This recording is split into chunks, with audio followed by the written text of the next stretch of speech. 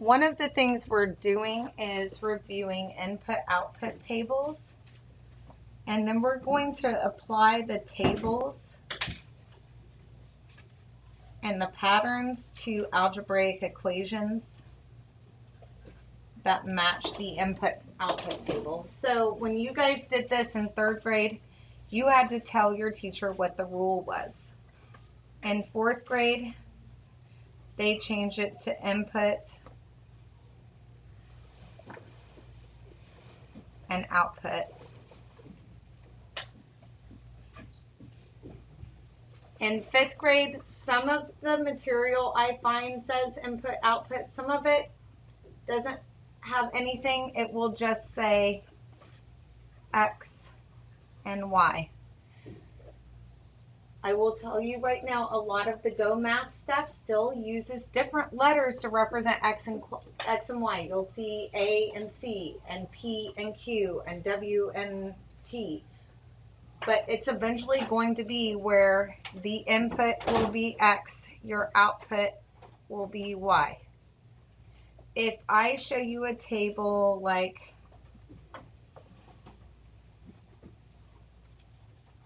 this,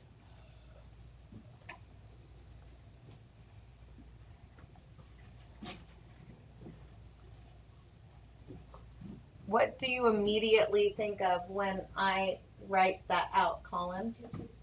You're doing times 3. Good. So in 3rd grade, we asked you to write the rule, and you could get away with that. In 4th grade, we would write what is happening to the input to result in the output in our questions, and you would answer multiply times 3 for a lot of it, right? Now we're going to write an algebraic equation to represent this problem. Your input is always your X, your output is always your Y. I'm doing a rule of 3 times X equals Y, and this is where we're going now. Does that make sense? Your input is what you're changing. Your output is the result, what you're getting. What am I doing on this table here? I changed it a little bit. What's happening there?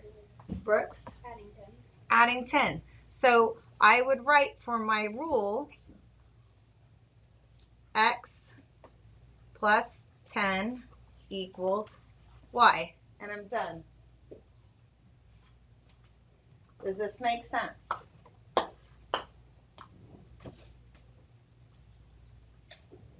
Make sure you're writing all the notes that we're going over in class. So some of the patterns are going to be additive. Some are going to be multiplicative. I don't see subtraction and division very often, but I'm not going to tell you you're not going to come across one. I'm just saying most of them are additive or multiplicative because we're going to get to where we're putting these into a graph, and we're going to have to create ordered pairs and graph the ordered pairs to form a line. I've talked to you guys about ordered pairs a little bit before. These 2 lines, what are they called? Starts with the letter A.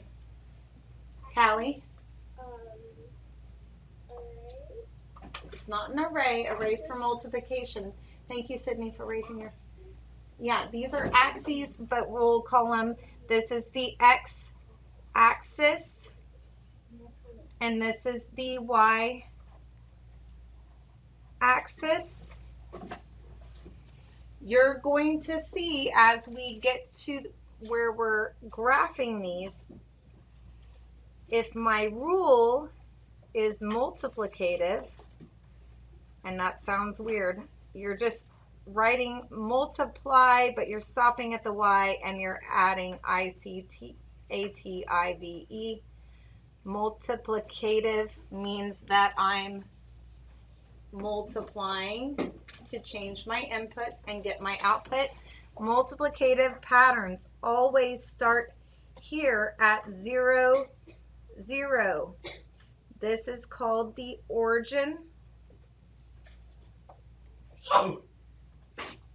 All of these words I'm writing on here, you have to know, you will need to know for middle school.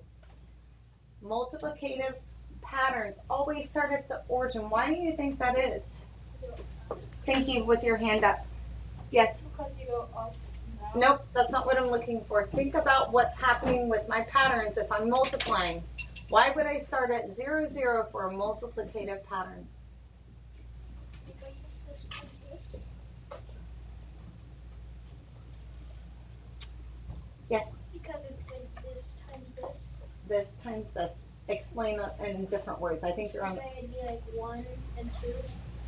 1 times 2. No. Look up here at the top. For this multiplicative pattern, what if the input was 0? What would the output be? 0. If my rule was 5 times x equals y, if my input is 0, my output would be 0. What if my rule was 26 times x equals y? If x is 0, y would be 0. All multiplicative rules have to start at the origin. Does this make sense? All additive rules will start on the x-axis.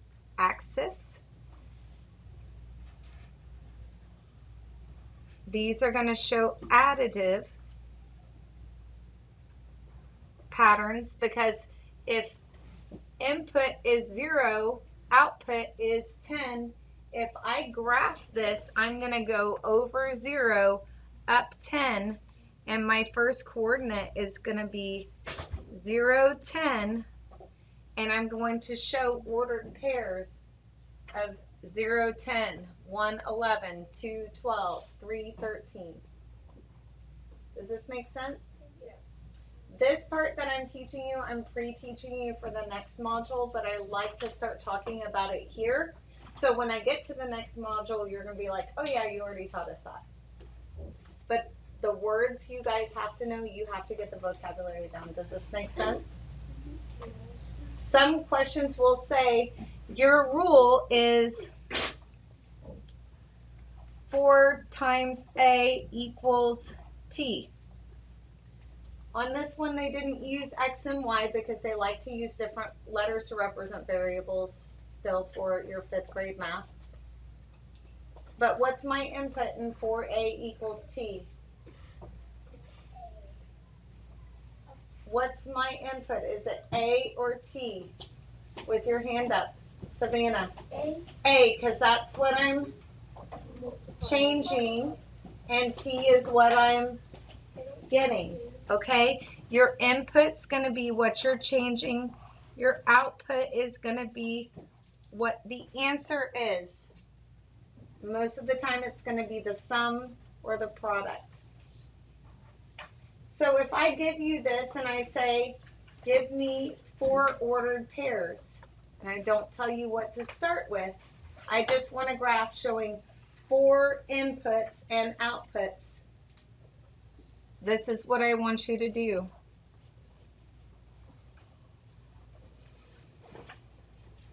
Zero, 1, 2, 3. They're the easiest ones.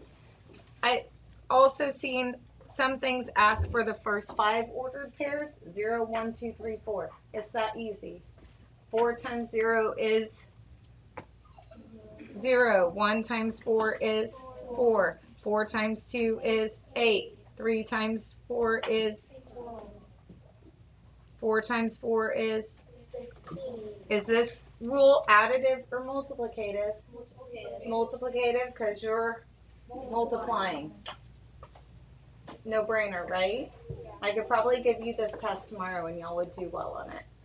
A lot of it is common sense. It's when they take it and put it in a word problem and they say, here's the first 5 ordered pairs.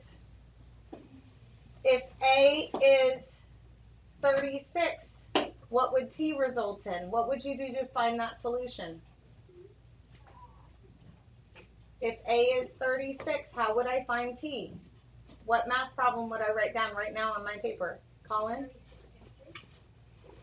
For 4a equals t, what would I do to find 36? 36 times 4. Do I need to make a table showing 0 through 36? Please don't waste your time doing that. If they give you the rule, plug your number into the equation and just find the solution. Any questions on this? So the focus is going to be mostly on additive and multiplicative, because when you're doing your graphing later, even with positive and negative integers, almost everything you do is going to be adding and multiplying when you get to graphing in ordered pairs. Got it? Any questions?